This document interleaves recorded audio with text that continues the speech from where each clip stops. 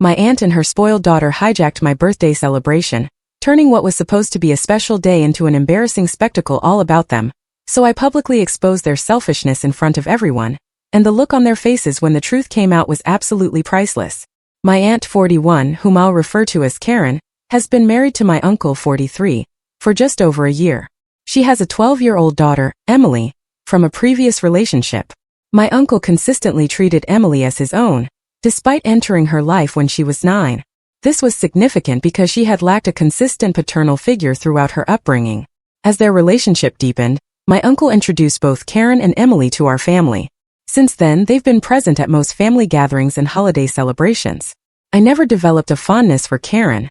She always struck me as exceedingly demanding, often coercing those around her to comply with her wishes. She seemed to possess a general disregard for others, but that's a separate matter. To illustrate, she frequently arrived late to events, sometimes by 45 minutes to an hour, or simply didn't show up at all, even when punctuality was emphasized. She never offered apologies for these delays. She would habitually ask others to perform tasks she wished to avoid, like running errands or going to the store, and she rarely accepted a refusal. This is merely a fraction of her behavior. She has stated on numerous occasions that she expects to be treated like royalty. My family generally found her impolite and disrespectful, yet we mostly remained silent, as my uncle appeared content with her, which was ultimately what mattered. However, the genuine issue lay with her daughter. It's difficult to articulate the full extent of her disrespectful and entitled actions, but I will attempt to list some instances. When she was first introduced to us, I was 20 and typically sat at the adult table. Emily, then 10, decided it was unfair that I was permitted to sit with the adults while she wasn't. She insisted that either she join the adults, or I return to the children's table. Instead of clarifying that I was an adult and she was a child, and therefore we occupied different seating arrangements, my aunt instructed me to join the children. When I expressed my reluctance, particularly given the children's ages ranged from 7 to 14, making me significantly older, my aunt retorted that if I was too immature to switch tables, I didn't deserve a place at the adult table. From that point onward, Emily ensured I was always seated with the younger ones. Her daughter would constantly badger me to play with her, even when I was occupied with other activities or work. If I declined, she would erupt into tantrums. Her mother would then scold me for upsetting a child and for not being a good cousin, compelling me to play with her. Yet, once I joined her, Emily would only request that I do things for her, such as preparing a snack or dressing her dolls, and would throw a fit if I didn't comply. She frequently took my belongings, especially my makeup and clothes, without permission.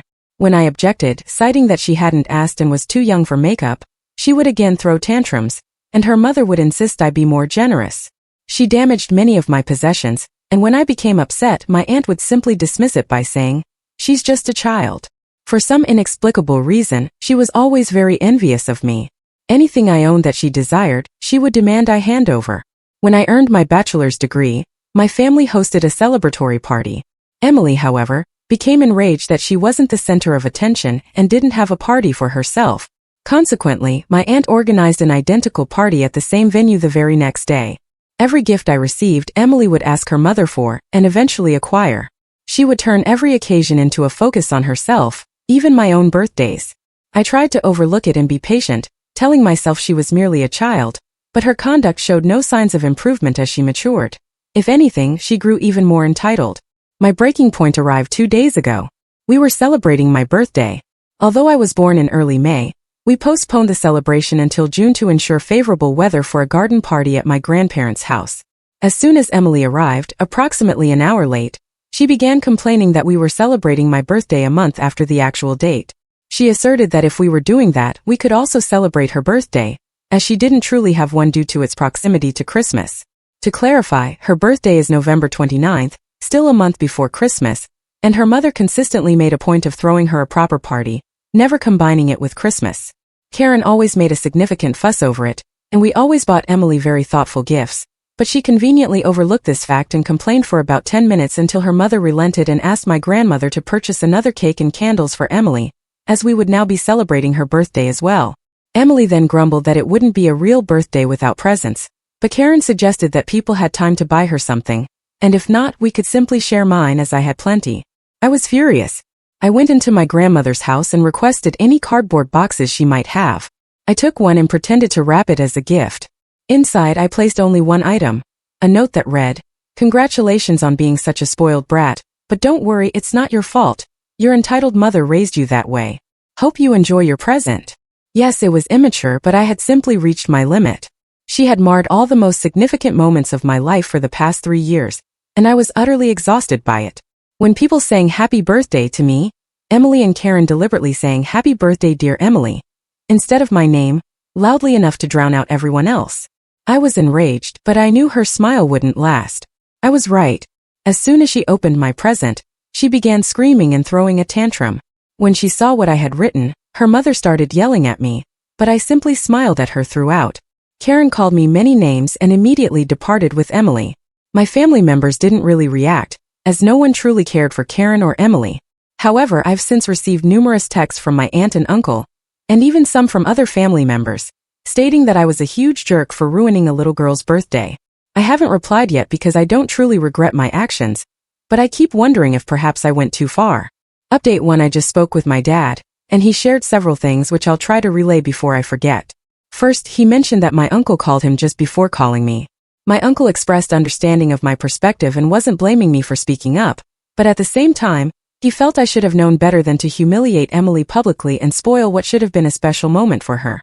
My dad countered that Emily had been consistently harassing me for years, and that she brought the humiliation upon herself by attempting to hijack someone else's birthday. He also stated that it shouldn't have been a special moment for her at all. My uncle seemed to grasp this, but my dad believed my uncle couldn't openly agree with me for fear of upsetting Karen.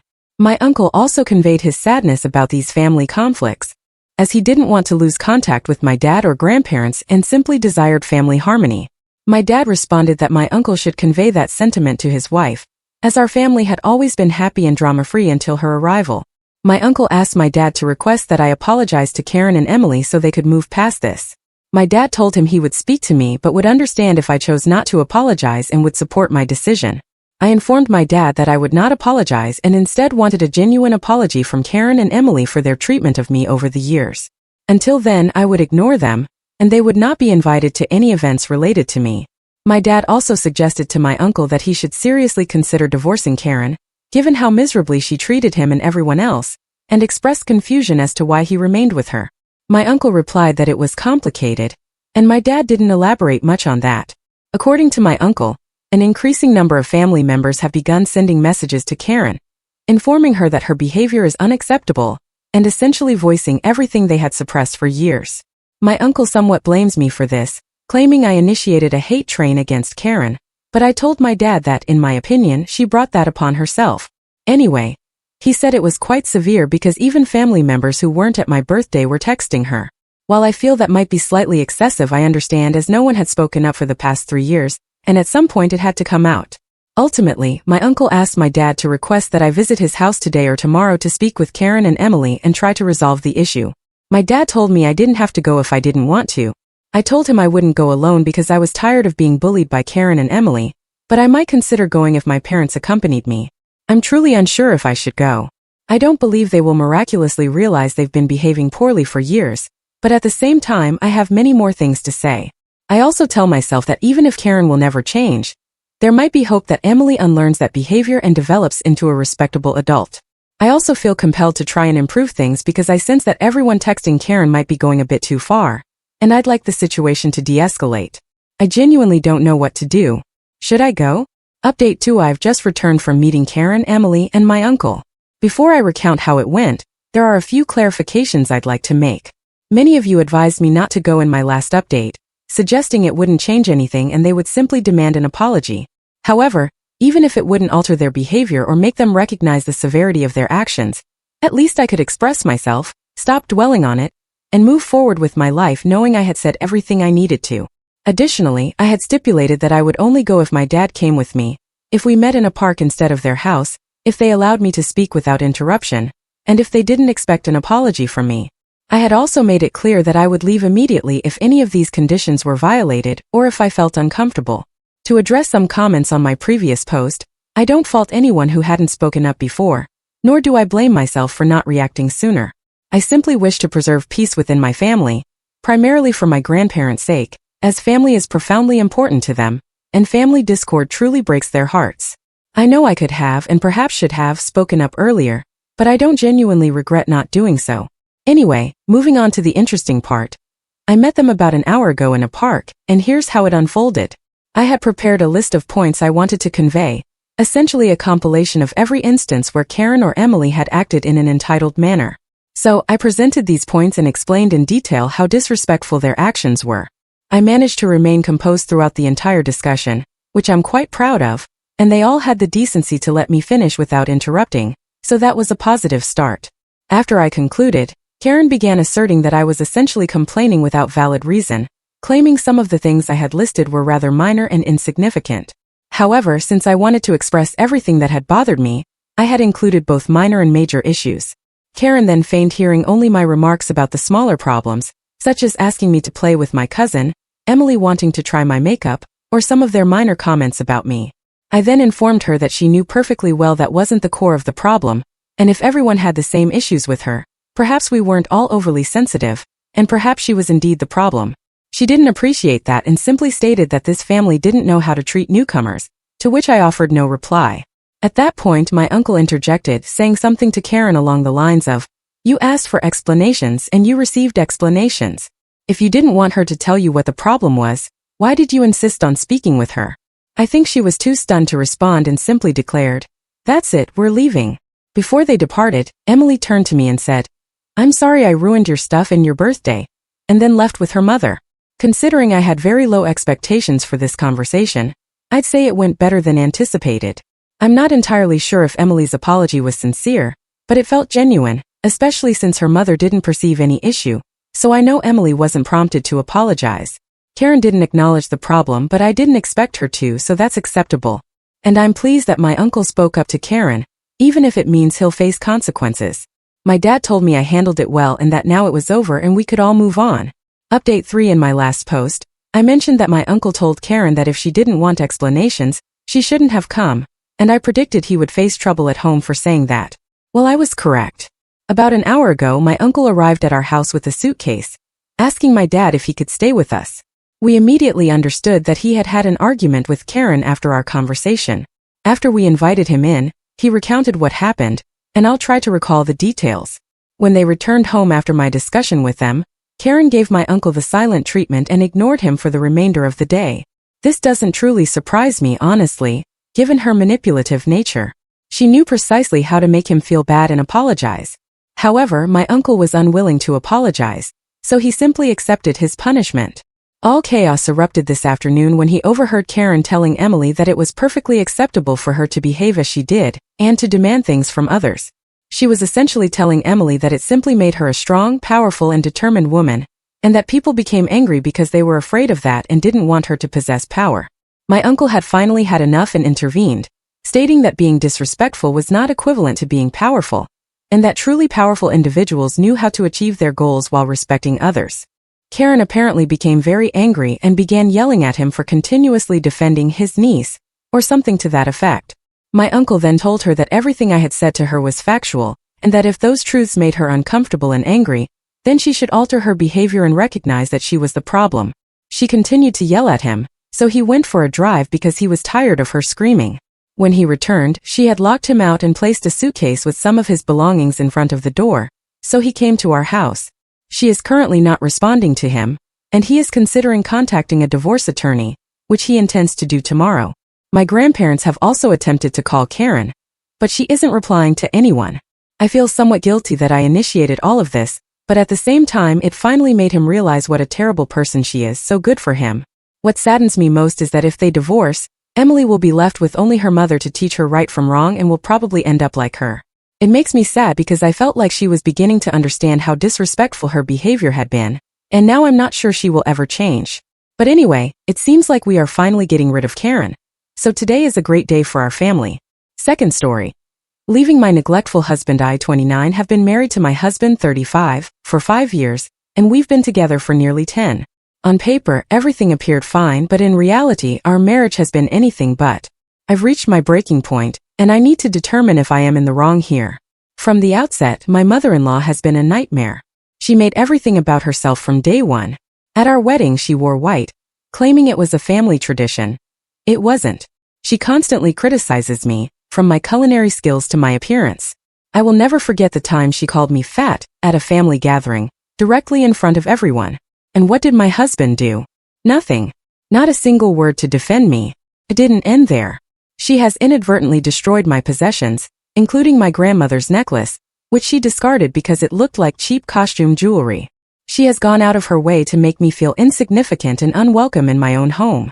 But every time I tried to discuss it with my husband, he would dismiss it, saying I was overreacting or being overly sensitive. And then there's my husband. He is perpetually on Reddit, constantly dispensing relationship advice to strangers, which is ironic considering how he treats me. He dedicates more time to rating women's chests on Reddit than to conversing with me, literally. And just so you know, the last pair he rated were not a 4 out of 10, they were a 10 out of 10. Yes, he has ample time for that but cannot be bothered to recall anything about my life. He will forget my birthday, our anniversary, even simple details like what I'm currently working on or what matters to me. Yet, he possesses a flawless memory for his work schedule and things that are important to him. When we argue, he becomes incredibly hostile and invariably adds a sarcastic "buddy" at the end of his sentences, as if I am merely an acquaintance he can barely tolerate. And he never cleans the house.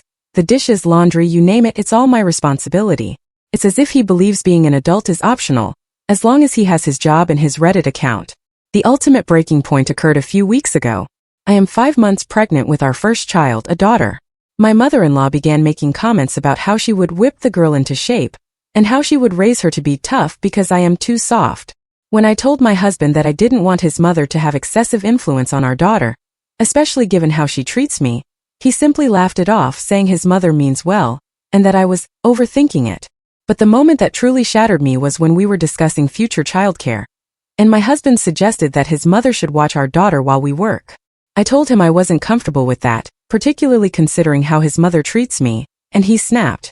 He called me paranoid and said I should get over it, because his mother was going to be a significant part of our daughter's life, whether I liked it or not. This is the same woman who believes corporal punishment is acceptable. I've witnessed her striking my husband's nephew for minor infractions, and no one ever intervenes. It's as if they are all living in some kind of cult, and I am finally awakening to the reality of the situation.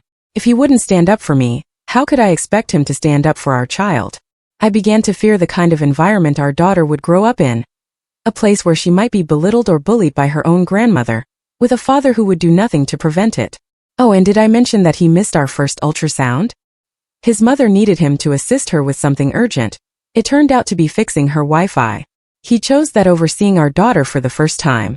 That told me everything I needed to know about where I stood in his life. So I packed my belongings and left. I am no longer willing to live like this. Oh, and in case you're curious, I've already contacted a lawyer.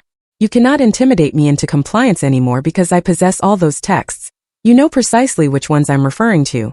So Stefan, I wish you all the best in your future marriage with your mother, and the women of Reddit whose chests you don't even deserve. Am I wrong for leaving my husband after he neglected me for years, allowed his mother to mistreat me, and made me fear for our future daughter's safety? Tiny update: Stefan has seen this post. He is upset that apparently someone located him based on the "rate my boobs" comment. He has deleted his account. For clarity, I omitted any genuinely incriminating information that could lead to doxing him. Any individuals claiming to know me or possess incriminating information about me are fabricating stories. I am not from South Carolina, I am not moving in with any other man, and I am not engaging in promiscuous behavior. Update 1: Some individuals on Reddit have been falsely claiming to know me and spreading untrue assertions. They've stated I'm an irresponsible person who doesn't work, and that Stefan holds 2 jobs to support me. They even concocted a story about a neighbor, supposedly a close friend of ours, alleging I've been engaging in affairs and moving in with the men I supposedly had relationships with. None of this is accurate. We do not reside in South Carolina or the UK, and we are not friends with any of our neighbors. I have never been unfaithful to Stefan, and I am employed, earning slightly more than him, a difference of just $1 an hour. I suspect these claims may originate from trolls or Stefan's friends attempting to make me regret posting about this. I am safe and staying with family, which is all I will disclose for now. I am collaborating with my lawyer to ensure our safety, and that is all I can reveal at this time. For women who find themselves in a similar situation and are dealing with a lease, consult with a pro bono lawyer specializing in rental rights. That's what I did. They can offer advice specific to your country or region. In my case, I was able to vacate because Stefan and I had both signed a lease agreement and had completed the minimum rental period. After my free consultation, I worked with my landlords, a lovely older couple, to arrange my departure. So don't be afraid. Or rather, you can be scared, but there are steps you can take to protect yourself. Also, ensure you run a credit check on yourself. I did, and it's another issue I'm addressing.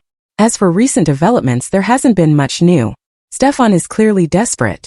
Both he and my mother-in-law have experienced meltdowns and launched separate smear campaigns. My mother-in-law has disseminated false claims, including that I'm an unfit mother, and that I've been neglecting my responsibilities. I do not intend to respond to these claims publicly. I am gathering all the evidence I possess, especially since she has nothing to substantiate her accusations, while I have everything to support mine. So no, Stefan, this will not be a he said, she said scenario. He deleted his Reddit account claiming it was because one person found him, but then he told me a multitude of people sent him death threats, which seems implausible and contradictory. He did send his friends to my post, and I believe they sent me some unpleasant direct messages and comments. Allegedly, whenever I tried to communicate with Stefan, he consistently made me feel as though I was losing my mind. Whenever I expressed concerns or feelings, he would dismiss them, belittle my emotions, and cause me to second-guess myself. For instance, I would return home to discover he had invited people over without informing me beforehand. When I brought it up, he would insist he had mentioned it earlier, even though I knew he hadn't. Another time I planned a special meal and requested a specific dish, but he claimed I had asked for something entirely different. When I reminded him of what I had actually requested, he would argue that I must have forgotten my own request. Stefan would also insist he had completed tasks that I had actually done myself. For example, he would claim he had handled a household chore when I was the one who actually took care of it. When I pointed this out, he dismissed my recollection and insisted that he had done it. Even in conversations about our relationship, Stefan would frequently deny things he had said or done. If I brought up issues I had with his mother's behavior, he'd claim, "You never mentioned that before. You're just being overdramatic." This led me to question whether I had ever truly discussed these problems or if I was indeed overreacting. At one point, I was so convinced that I had early-onset dementia or schizophrenia that I began to doubt my own sanity. I felt disoriented and confused, struggling to differentiate between reality and his version of events. I started to document our interactions simply to keep track of what was genuinely happening. But Stefan would always find a way to twist things, saying, "You must be misremembering," even though I had clear evidence to the contrary. Feeling so powerless, I realized that sharing my story online was the only way to present my truth in a manner he couldn't manipulate. I wanted to ensure that there was a clear and unchangeable record of what had transpired. Posting about my experiences was a crucial step in reclaiming my voice and finding support from others who might comprehend my situation. It was a way to regain control of my narrative after feeling so lost and doubting myself for such a long time.